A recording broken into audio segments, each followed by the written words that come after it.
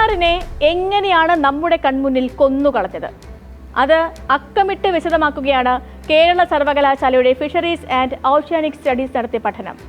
പെരിയാറിൽ മത്സ്യങ്ങൾ ചത്തുപൊങ്ങിയത് എന്തുകൊണ്ട് എന്ന ചോദ്യത്തിന് ബഹുതല സ്പർശികളായ ഉത്തരങ്ങളാണ് ഈ പഠനം നൽകുന്നത്. തീർച്ചയായും വ്യവസായങ്ങൾ പുറന്തള്ളുന്ന മാലിന്യം അത് വലിയൊരു ഘടകമാണ്.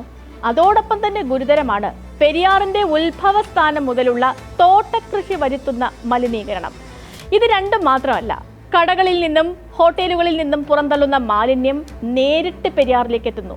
പഞ്ചായത്തുകളിൽ നിന്നും മുനിസിപ്പാലിറ്റികളിൽ നിന്നും കോർപ്പറേഷനുകളിൽ നിന്നുമുള്ള അഴുക്കുചാലുകൾ ചെന്നെത്തുന്നതും പെരിയാറിലാണ്. കക്കൂസ് മാലിന്യങ്ങൾ നേരിട്ട് പുഴയിലേക്ക് വിടുന്ന പൈപ്പ് ലൈനുകൾ പോലും ഉണ്ടെന്ന് കണ്ടെത്തുകയാണ് ഈ പഠനം. ഡൽഹിയിലെ യമുന മാത്രമല്ല, കേരളത്തിലെ പെരിയാറും അത്യന്തം അപകടകരമാണ്. ആ റിപ്പോർട്ടിന്റെ വിശദാംശങ്ങൾ പ്രിയപ്പെട്ട പ്രേക്ഷകരിലേക്ക് എത്തിക്കുകയാണ് ഇന്നത്തെ സ്പോട്ട്ലൈറ്റ്. പെരിയാറിൽ വിഷം കലക്കുന്നത് ആരൊക്കെ? കെമിക്കൽ, മിനറൽ മാലിന്യങ്ങളും വിഷം നിറഞ്ഞ നിരവധി മറ്റു മാലിന്യങ്ങളും വ്യവസായങ്ങൾ പെരിയാറിലേക്ക് ഒഴുക്കുന്നുണ്ട്. ഇവിടെ അഴുക്കുവെള്ളം സംസ്കരിച്ച് പുറന്തള്ളാനുള്ള സംവിധാനം ഏതാനും വ്യവസായങ്ങൾക്ക് മാത്രമേയുള്ളൂ. നിരവധി റെഡ് കാറ്റഗറി വ്യവസായങ്ങളാണ് ഈ പെരിയാറിന്റെ കരയിൽ പ്രവർത്തിക്കുന്നത്. ഇതിനൊപ്പം തന്നെ ഗുരുതരമാണ് തോട്ടങ്ങളിൽ നിന്നുള്ള മലിനീകരണം. പെരിയാർ ഒഴുകി വരുന്ന മലകളിൽ തേയിലയും ഏലവും കൃഷി ചെയ്യുന്ന ഒരുപാട് തോട്ടങ്ങളുണ്ട്. അനുവദനീയമായതിലും അധികം രാസവളങ്ങളും കീടനാശിനികളുമാണ് ഈ തോട്ടങ്ങളിൽ പ്രയോഗിക്കുന്നത്. മഴയ്ക്ക് പിന്നാലെ തോട്ടത്തിൽ നിന്നും ഇവ ഒഴുകി പെരിയാറിലേക്ക് എത്തുന്നു. മൂന്നാമത്തെ വലിയ കാരണം അത് നഗരമാലിന്യമാണ്. ശുദ്ധീകരിക്കാത്തതോ അതല്ലെങ്കിൽ ഭാഗികമായി മാത്രം ശുദ്ധീകരിച്ചതോ ആയ മാലിന്യങ്ങളാണ് നഗരങ്ങളിലെ ഹൗസിംഗ് കോളനികളിൽ നിന്നും ഹോട്ടലുകളിൽ നിന്നും ആശുപത്രികളിൽ നിന്നും കടകളിൽ നിന്നും അറവുശാലകളിൽ നിന്നുമെല്ലാം പുഴയിലേക്ക് എത്തുന്നത്. നദി ഒഴുകി വരുന്ന ഇവിടങ്ങളിലൊന്നും സൂവേജ് ട്രീറ്റ്മെന്റ് പ്ലാന്റുകൾ കണ്ടെത്താൻ കഴിഞ്ഞില്ല. കക്കൂസ് മാലിന്യം പുഴയിലേക്ക് ഒഴുകി വരുന്നതിനെ കുറിച്ച് പല തദ്ദേശ സ്ഥാപനങ്ങൾക്കും അറിവ് പോലുമില്ല.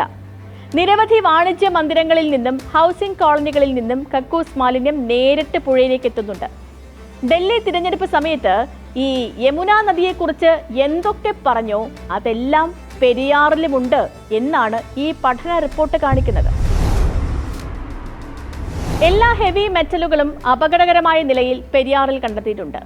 കീടനാശിനി ഫാക്ടറികളൊക്കെ പൂട്ടിയെങ്കിലും പെരിയാറിൽ വലിയ തോതിൽ കീടനാശിനി കലർന്നിട്ടുണ്ട്. കൃഷിയിൽ വലിയ തോതിൽ ഇത് ഉപയോഗിക്കുന്നത് കൊണ്ടുമാകാം ഈ സാന്നിധ്യം. വലിയ തോതിൽ ന്യൂട്രിയന്റ് സാന്നിധ്യവുമുണ്ട് പെരിയാറിൽ. വളങ്ങളിൽ നിന്നുള്ള നൈട്രജനും ഫോസ്ഫറസുമാകാം ഒരുപക്ഷെ ഈ സ്ഥിതി സൃഷ്ടിക്കുന്നത്.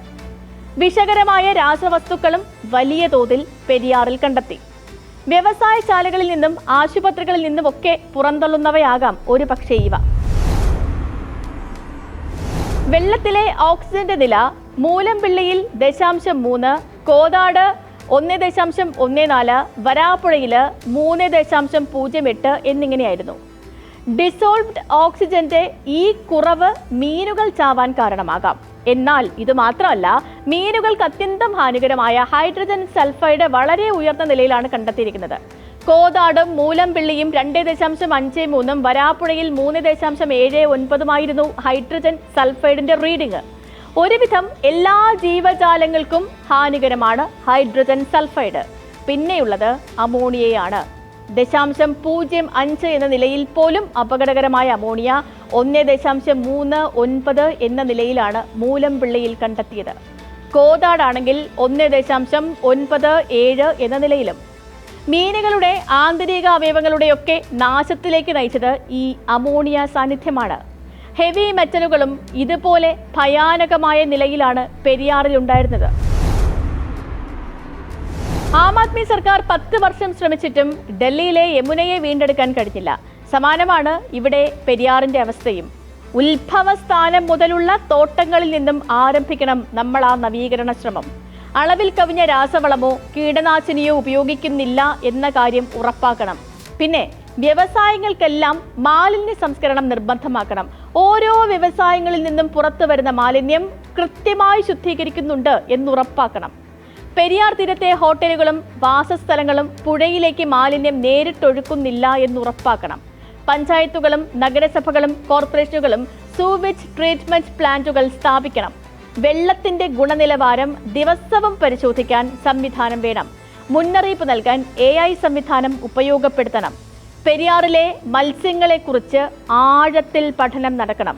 പെരിയാറിൽ ഇപ്പോൾ ഈ നിമിഷം ശുദ്ധീകരണം ആരംഭിച്ചില്ലെങ്കിൽ വലിയൊരു വിഭാഗം ജനതയാണ് അത് ബാധിക്കുക. പെരിയാറ്റിലെ വെള്ളമാണ് 3 ജില്ലകളിൽ കുടിക്കാൻ കൊടുക്കുന്നത് എന്ന കാര്യമെങ്കിലും മറക്കാതിരിക്കാം.